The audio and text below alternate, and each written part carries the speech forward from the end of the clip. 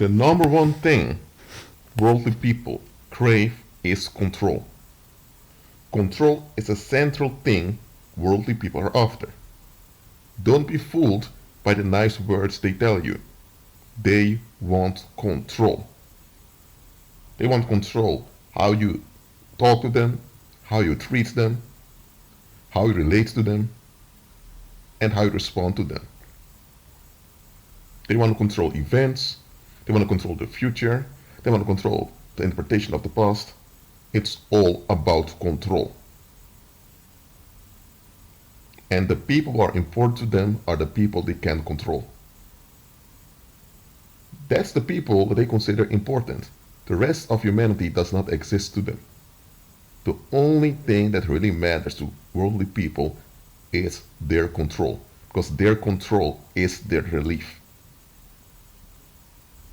That's why drug addicts often don't want to forfeit the drugs that they're so addicted to, because that's what they can control. So it's really control that they're clinging on to. Now, it's human to want influence on life's circumstances. There's nothing wrong with that. However, any human being who is realistic would realize sooner or later that he or she is a vulnerable creature, and at the same time that they are a spiritual creature. So as a spirit being inhabiting a mortal and vulnerable body, you'll realize you need a backup. And pagans get their backup from the paranormal, but most pagans are deceived into thinking that those spirits are their ancestors or nature spirits. They don't know, or rather said, they don't realize that those spirits are demons. But those that became born again realize who the Most High is, and they have the Holy Spirit as their backup. Now, pagans to some extent still want control, even though they realize that clinging on to control is bad and they do their best to get rid of it. They can't really get rid of this urge for control, because this urge for control is all that people have if they're not in agreement with Christ. Common people, or worldly people, however you want to name them, they cling onto control. Everything they do or don't do has some kind of control attached to it. And here's the thing, the pagan rulers of this world, they know this very well. That's why it's easy for them to use black magic on the world's population. Because the mindset of worldly people is darkened already. So they don't really have to they don't have to do much to darken people's minds. Because black magic works the best when people's minds are darkened. Well, worldly people are darkened already because they cling onto control. So the only thing the pagan rulers of the world have to do is to pose a threat to their sense of control, because in reality they have no such thing as control. They only have a sense of control that they enforce through violence. And often they do this collectively because they can't do it on their own. That's the thing worldly people have.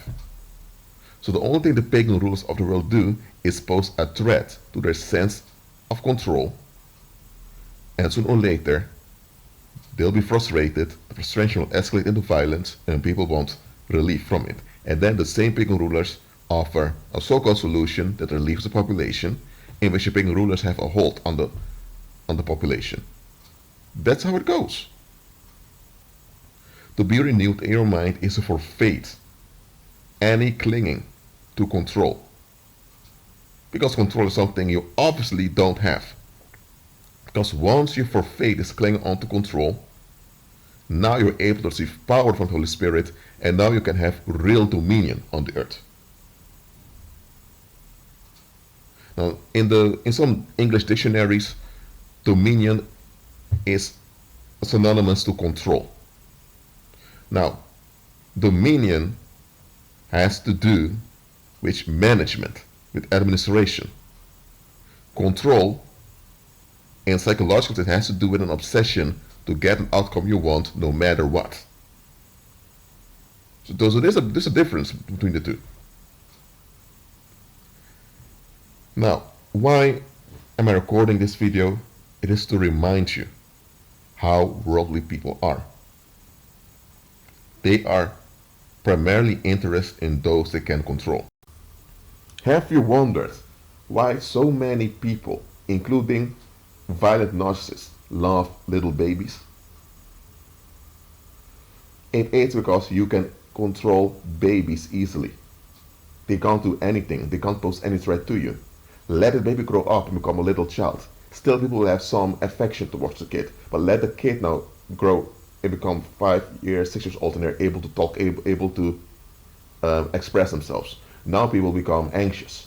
Let them grow into a teenager. Now people become hostile. Let them grow into an adult. Now folks are going to scan you carefully. Now they're becoming picky towards you. What's going on? It has to do with a sense of control. Don't you realize that when you walk in natural autonomy, as Christ intended, that some folks will be offended by that, simply for the fact that they can't control your natural autonomy? Too often, when people focus on disturbing figures like narcissists, sociopaths, and the like, they focus on the extreme cases when things get out of hand. And what folks often forget by operating this tunnel vision is that control is what common people crave after. Because world people consider having control as synonymous to well-being. They think having power over others means that you are safe. It means that you have an advantage. And when you have an advantage, nobody can harm you. Nobody can take advantage of you. That's the thinking of worldly people. So worldly people, when it comes down to it, they don't really trust one another. Why do you think that worldly people often only want homogeneous, tiny communities? It is because everyone in that homogeneous, tiny community looks alike, speaks alike, and operates alike. So they have a sense of control because they know what they can expect from the other. They know how to trigger the other. They know how to manage the other. Put them in an environment where there's diversity in ethnicity, diversity in culture, and look how world people operate in such a situation. Now, on the superficial level, they will get along. They will. But when it comes to the deep issues, the social trust decreases. It's explained easily.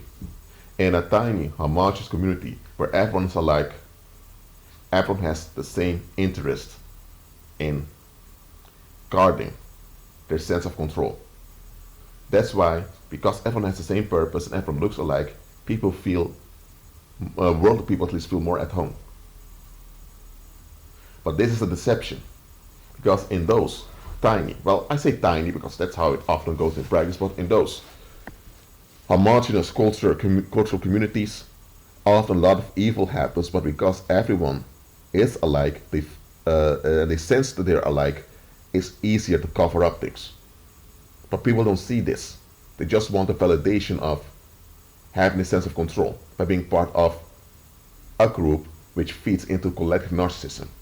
They may not be narcissists themselves, but by partaking in collective narcissism, they feel at ease. But in an ethnic diverse community, this collective narcissism cannot take root because you have too many people who are not alike to you. They are human beings just like you. They may have common interests, want the economy to work on all of that, but they may speak a different language, or they may have a different accent, they may have a different skin color, they may dress as a different way. In a diverse community, collective narcissism cannot take root and flourish. Yet, what you see during these times of economic crisis throughout the world, that many people, especially people of what we call the Western countries, or you say white countries, they belong to the homogeneous, to the ethnic homogeneous past, in which for the majority in their countries you only had ethnic white people. They think if you go back to this ethnic homogeny, to these ethnic homogeneous communities, things will be better. Even though history shows that things were quite worse back then, because there was a lot of violence that people covered up easily, including a lot of sexual violence, including against children. But people that are part of collective narcissism, they don't see that. Now look, what I'm teaching you in this video is to look at the core motive of why people do what they do. And with worldly people, it's easy. They want control. Or rather, they want to hold on to a sense of control. Because the only thing you have is a sense of control that's enforced collectively. And this sense of control is enforced far better in a homogeneous community. So much of the right-wing resistance against multiculturalism and the globalism that you see today is all relief-seeking.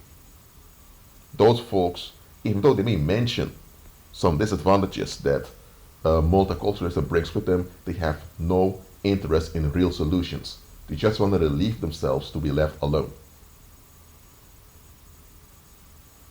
So, when you're dealing with worldly people, always know that sooner or later, they unconsciously, I don't say they do it consciously, they'll try to control you in one way or the other. So you will deal with worldly people during this lifetime. There is no other way. Just be wise how you relate to them. That's why always be in movement. Don't just settle somewhere. Look, you can, for example, if you have a group of friends and you have to decide whether you go to the Chinese restaurant or you go to a pizzeria, you can settle in compromise. Okay, we're going to the pizzeria. I'm not talking about that. I'm talking about long-term life goals. Don't just settle somewhere thinking this is it. Always be in movement. Because that is the mistake world people always make, and they keep making it because they can't see that the sense of control they're clinging onto is a trap. Worldly people often settle when they sense that they are in control. When the bills are paid on time, when they have a job, people are okay with them at the job, things go easy and smooth in their marriage, the children listen to them, so when things are at ease, they have the sense of control, it's validated, they settle. This is it, they say to themselves. Don't act like them. Because that's why worldly people are trapped over and over again. Because they can't see the toxicity of their attitude. Well, that's it for this video. Remember, keep walking by faith. Be merciful and kind towards worldly people. Just don't agree with their relief seeking. You can walk in love towards them. You can pray for them if the Holy Spirit permits. But always remember, Christ is Lord. And always remain in movement. Remain in movement.